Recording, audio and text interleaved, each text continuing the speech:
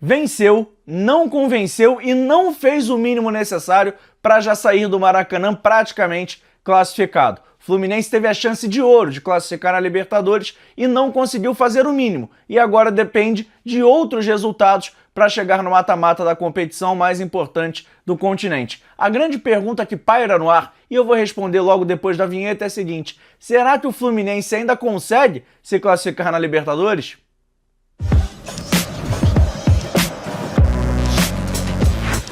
É muito difícil de entender esse time do Fluminense. Ele vai no Campeonato Brasileiro, tá indo bem de certa forma, 30 pontos, terceiro colocado, venceu o confronto direto no último sábado no Maracanã, e na hora que a gente acha que vai espantar uma fase, que vai espantar a crise, o Fluminense não consegue vencer o Bolívar por 3 ou mais gols de diferença. É muito difícil entender o que acontece com o tricolor dentro de campo, mas já eu tento explicar um pouquinho da minha visão e se realmente dá para o Fluminense ainda classificar nessa fase de grupos, até porque se não classificar eu já antecipo, seria um vexame daqueles. Mas antes, deixa eu me apresentar para quem não me conhece. Fala, bonitos e bonitas, você está no Fora do Jogo, eu sou o JP Escofano e você tá aqui num canal que tem vídeos novos falando de futebol todo dia, então para não perder nada já se inscreve no canal, ativa o sininho para ser avisado dos novos conteúdos e claro, se puder, compartilhar com seus amigos, pedindo para eles comentarem aqui embaixo, você acha que o Fluminense vai classificar? Quem é o principal culpado até agora por essa má fase? Dentro de campo, os jogadores, a diretoria, o Zubeldia, enfim, tem sempre um culpado e eu quero saber quem é, comenta aqui embaixo a sua opinião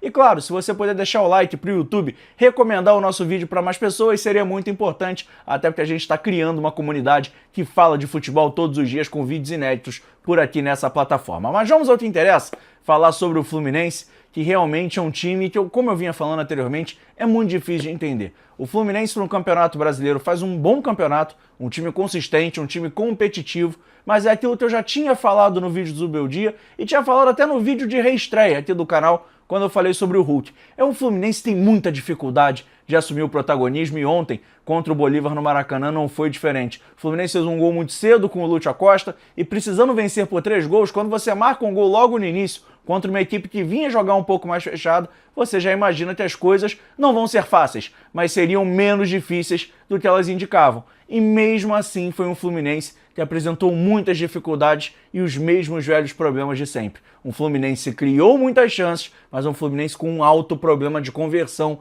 dessas oportunidades que cria. Já tinha sido assim contra o Operário, para citar um outro jogo de Copa, um outro jogo tenso, onde o Fluminense fez 2-0 no primeiro tempo e teve a oportunidade de fazer o terceiro e não fez, e aí o jogo foi ficando mais tenso do que precisava. No Maracanã não foi diferente. O Fluminense fez o primeiro gol muito cedo, começou a empilhar oportunidades, começou a empilhar chances e mesmo assim as coisas não fluíram. É muito difícil num torneio tão nivelado como a Copa Libertadores da América, você ter um desempenho igual o Fluminense tem ofensivamente falando. É um Fluminense que tá pagando o preço de não ter trazido um camisa 9 mais consolidado no início da temporada e ter apresentado o Rodrigo Castilho, que ainda não engrenou no final da janela de transferências. O Castilho já chegou com a missão de não só ser o camisa 9, mas fazendo gol todos os jogos. A galera implicou com o preço e a gente pode concordar que foi um pouco mais caro do que deveria para o que ele vem apresentando até agora, e é um Fluminense que não está conseguindo fazer os gols que precisa.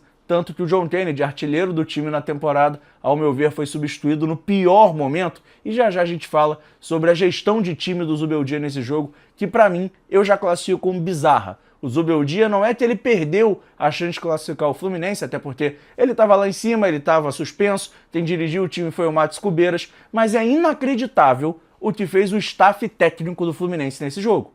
O Fluminense consegue marcar o segundo gol, John Kennedy vinha fazendo um jogo de muita luta, mas de pouca inspiração. Ele não estava bem tecnicamente falando, tinha perdido um gol, que não era inacreditável, mas um gol muito fácil de fazer no primeiro tempo, um cruzamento que vem do lado direito, ele pisando ali dentro da pequena área quase, chega de primeira e acaba tocando para fora. Seria o segundo gol ainda na primeira etapa para animar, inflamar a galera de vez, perdão. Mas as coisas não aconteceram como deveriam. E aí, na hora que o Fluminense chega ao segundo gol, com mais de 25 minutos ainda de segundo tempo para jogar, você tira o John Kennedy? Fica muito difícil de entender as opções do time e aí do staff técnico do Fluminense. Então foi um tricolor que hoje esbarrou em problemas antigos e em problemas que ele não precisava trazer para si. O Fluminense acabou o jogo com alguns jogadores dentro de campo que honestamente não é que eles não podem mais atuar com a camisa do Fluminense, mas realmente são algumas opções que fica muito difícil a gente entender o que o Zubeldia e o staff técnico do Fluminense queriam nesse jogo, a comissão técnica como um todo. Porque o Fluminense acabou o jogo com o Soteldo, com o Samuel Xavier, com o Ganso, com o Germancano, todo mundo dentro de campo. E foi um Fluminense pouco criativo. Quanto mais mexia, mais mudava, mais desfigurava o time, menos o Fluminense criava. E o Fluminense fez o segundo gol e depois parou de criar. Não teve nenhuma grande oportunidade, nenhum grande lance, como se a gente olhasse e falasse, poxa, o Fluminense mereceu o terceiro gol ali. Não, o Fluminense estava mais próximo até muitas vezes de tomar o segundo gol num contra-ataque kamikaze do Bolívar do que realmente fazer o terceiro e tentar fazer a pressão pelo quarto gol. Então foi um jogo muito abaixo da crítica do Fluminense. Não dá pra falar que foi uma partida péssima, porque o Fluminense criou muitas oportunidades, mas pra mim é abaixo da crítica, porque o Fluminense pegou uma equipe mais frágil. Normalmente esses times te descem da altitude para jogar no nível do mar, apresentam algumas fragilidades, o Bolívar cedeu muitas chances de gol e o Fluminense, dá para falar, tropeçou nas próprias pernas nesse jogo de hoje. Mas a grande pergunta, todo mundo quer saber, é a seguinte: dá para o Fluminense classificar? E para mim é ainda um pouco 50-50. 50-50 eu nem diria, eu diria até ter um 70-30 pro não. O que pode mudar de figura e fazer o Fluminense ganhar muita força para a classificação. Explicando o contexto para a galera que não tá ligado, enfim, torce para outros times. O Fluminense agora tem que vencer o seu jogo contra o Laguaira.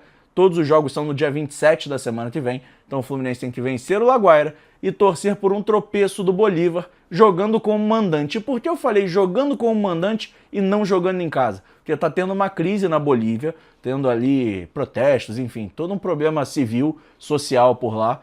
Não vou entrar nos termos, até porque confesso para vocês que não sei, eu sei o básico do básico. E a gente já viu o Mirassol, por exemplo, jogando contra o Always Ready da Bolívia no Paraguai.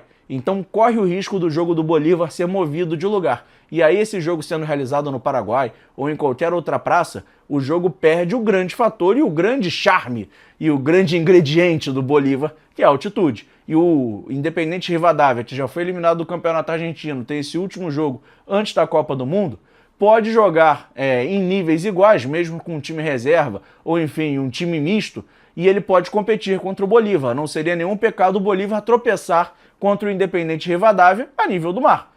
E se for na altitude, o Bolívar é favoritaço e para mim vai carimbar a vaga. Mas se for a nível do mar, um jogo onde o fator altitude não vai entrar em campo, o Fluminense ainda pode sonhar com a classificação. Então o Fluminense vai depender muito mais de fatores externos do que realmente só o dentro de campo. Que situação que o Fluminense se colocou? A verdade é essa, no final das contas. O Fluminense não caiu num grupo tão complicado. O grupo do Fluminense, tudo bem, tinha o Independente Rivadavia, que é um time que vem crescendo e vem fazendo barulho nos últimos anos no futebol argentino, mas tinha Laguaira e tinha Bolívar. O Bolívar tinha o fator altitude, mas o Fluminense empatar com o Laguaira fora de casa era algo que não poderia acontecer. Tomar a virada do Rivadavia dentro do Maracanã não poderia acontecer. Tomar o segundo gol do Bolívar na altitude, que é o que está fazendo a diferença, até porque esse ano o confronto direto é o desempate, e aí o Fluminense ganhou de 2-1 em casa e perdeu de 2-0 fora. Então isso está fazendo a diferença e está pesando muito no final das contas, não poderia acontecer. É um Fluminense que coleciona erros e poucos acertos, e mesmo assim não dá para falar que está totalmente morto nessa disputa por uma vaga no mata-mata. Vai ser fácil? Claro que não vai ser muito difícil, inclusive do Fluminense classificar, mas eu ainda não duvido, mas também não estou apostando a favor não. Então estou bem curioso para a semana que vem se o Fluminense vai conseguir ou não essa classificação,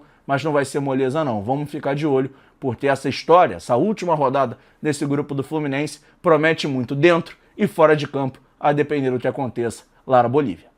Então é isso, meus amigos, o vídeo de hoje vai ficando por aqui. Agora eu quero que você comente aqui embaixo e chegue junto com a gente. Quem é o principal culpado por essa fase do Fluminense? E principalmente, você acha que o Fluminense vai classificar na Liberta ou não? Você acha que o Fluminense não tem chances, mesmo o jogo sendo na altitude, fora da altitude? Comenta aqui embaixo que eu quero saber a sua opinião. O vídeo de agora vai ficando por aqui, o vídeo de hoje, né, falando de Fluminense vai ficando por aqui, mas antes, no chat de conferir se você gostou do nosso vídeo, se você é inscrito, se puder ativar o sininho para sempre ser avisado de novos conteúdos mais tarde.